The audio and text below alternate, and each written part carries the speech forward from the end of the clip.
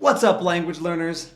I hope you're doing absolutely excellent today. I'm feeling really good. A big part of that is my Czech progress. I've been really happy with my routine and feel proud of what I've done because I just crossed the 250-hour, 200-day mark. I've been learning Czech every day for the past 200 days, and except for one day where I only managed to do Anki because I was sick as a dog, I've hit my immersion goals every single day. Consistency is absolutely paying off. It's allowed me to basically not worry about immersion and language learning while still getting it done.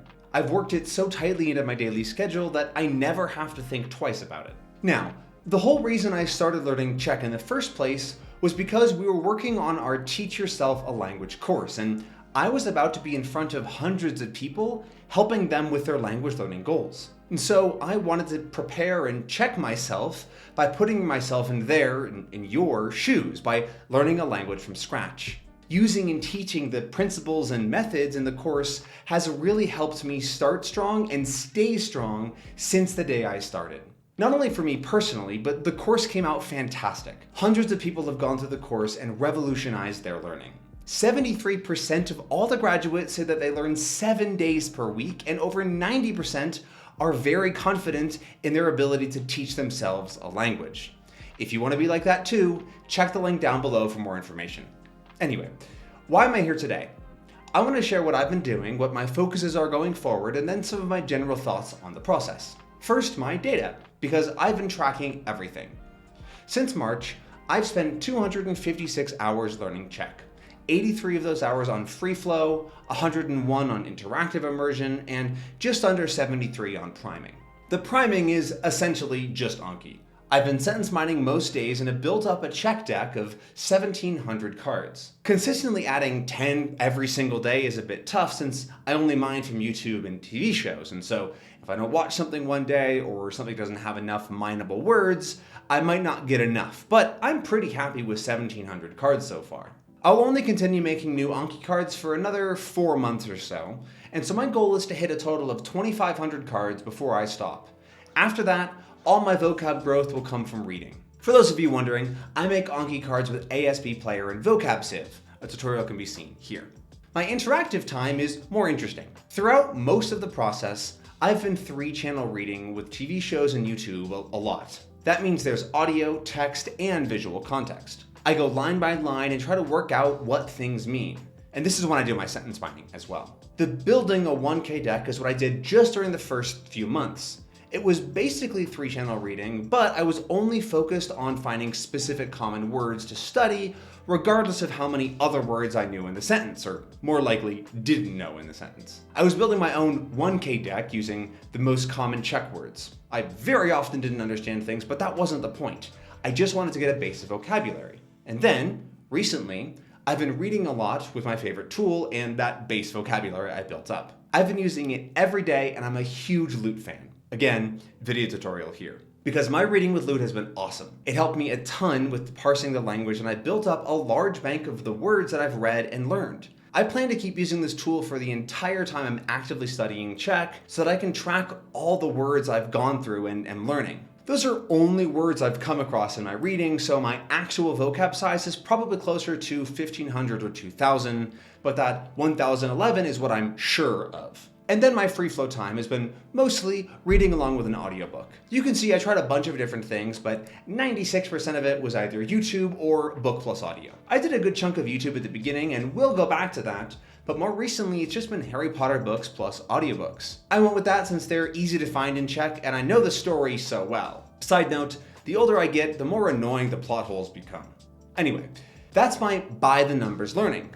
But how am I feeling about it? Generally, it's great. I'm able to read along with things without too much trouble. I'm reading a web novel and while I'm going very slowly, I'm understanding pretty much 99% of the story with the help of heavy lookups. In fact, I've already spent 7 hours reading a quarter of an already short story, but it's been very valuable. It's a really nice balance of being a real story that I can understand and reusing a lot of words to help me get repetition. And I've been enjoying Czech TV shows. I'm sticking with shows that have subtitles so that I can use them to help follow along, so pickings are slim, but I've had fun with all of them. None of them are amazing works of art, but didn't make me want to gouge my eyes out, so that's a win. Right now I'm watching a sitcom that's like 200 hours long or something. It's not really that good when compared to actually good television, but it's kind of perfect for learning.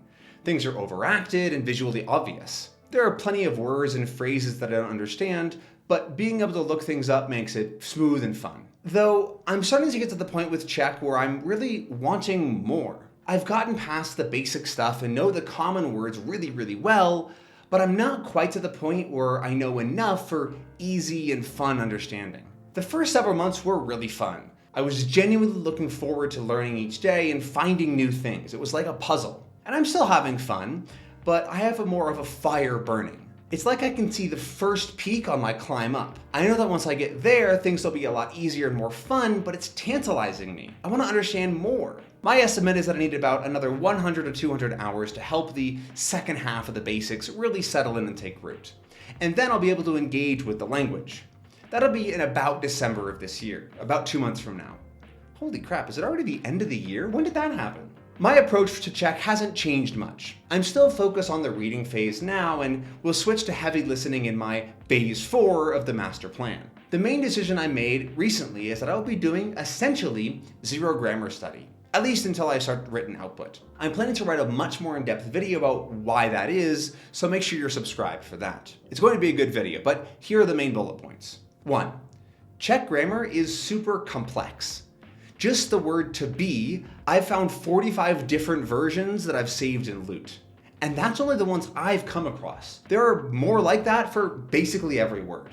2, it's not actually that hard to understand. Without any real study, I've already figured out basic patterns, and when I have context, like when I'm reading a book or watching a show, it's not too hard to guess who's doing what to whom. And I'm right most of the time. If I was shown a totally random sentence without any context, like you might find in a grammar book, I'd almost certainly be wrong, but that's not how I'm engaging with the language. I always have context. And 3, it's not that fun.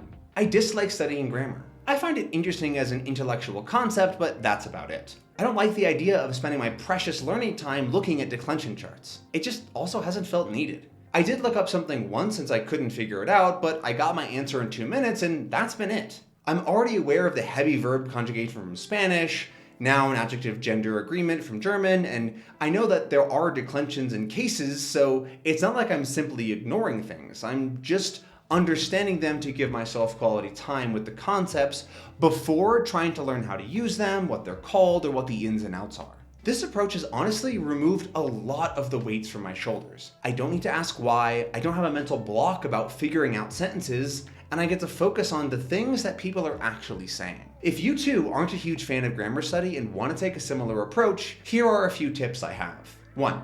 Be aloof. Don't focus on things too much and let them pass you by. If something isn't clear even after 20 or 30 seconds, move on. Your time is more valuable than that. You'll understand thousands of sentences in the future, so that one little one is irrelevant. Think to yourself, I don't get it, but that's cool, and move on. 2, make guesses. Let yourself have a go at what something means. If you're wrong, which you will be, that's all right. Just update your mental model and move on. This is a core piece of language acquisition anyway, so lean into it. And 3, rely on context. Don't make your guesses at random. They really shouldn't even be guesses. You should already be fairly confident what the answer is just based on common sense. If you're watching something and a character says, "Ay, ¿por qué me golpeaste?" and after another character hits them, then you can probably guess what they said. Lean into that. Search out content that has lots of context clues. And 4, accept that it's random. There isn't a reason behind grammar. Well, the reason is basically, that's how people do it. Just like how words are basically just sounds put into an order according to a few basic rules, grammar is too. If something doesn't make logical sense, just laugh it off and go, "Oh, you're so goofy." Just keeping in mind those few things will be huge for taking off the grammatical pressure you might feel forced into. Honestly, point number 3 is the most important. I've seen lots of people who freeze up when they see some unfamiliar grammar and don't know what to do, but often the context is right there. See if you can find it. Think about what's happening and make an educated guess. What might you say in that scenario? If you're given multiple choice options, for example, on what something means, some of them should look clearly wrong. You should be able to say, no, that can't be it because that doesn't make sense as the world works. Train this ability and you'll find yourself understanding sentences more quickly and easily than ever. All right, I think I've gone on long enough about my learning. To wrap things up, I want to talk a bit about my plans for the future. I'm still really enjoying Czech and I'm very happy I started down this road. I'm already dreaming about visiting the Czech Republic 2 years after starting my learning. It's not going to be an easy road to fluency, but I'm super stoked to give it my all. More relevant though are the next few months. I've got about 4 months of 2 hours per day ahead of me before I get to listening only. I'm really looking forward to that. I'll basically have doubled my immersion hours at that point, and we'll start being able to watch more YouTube. One of the problems I've found is the lack of matching subtitles on YouTube, but for a listening focus, that's fine. I'm also excited to be done with sentence mining. It's really nice for helping me focus, but I don't want to do it for the rest of my life. Well, that's it for me. If you made it this far, thank you so much for watching. I hope you liked it. If you did, be sure to like the video and let me know down in the comments. How's your learning? What point are you at in your learning journey? Are you going to make any changes to your routine? What are you looking forward to? I look forward to your responses. Have a great rest of your day, and as always, happy immersing.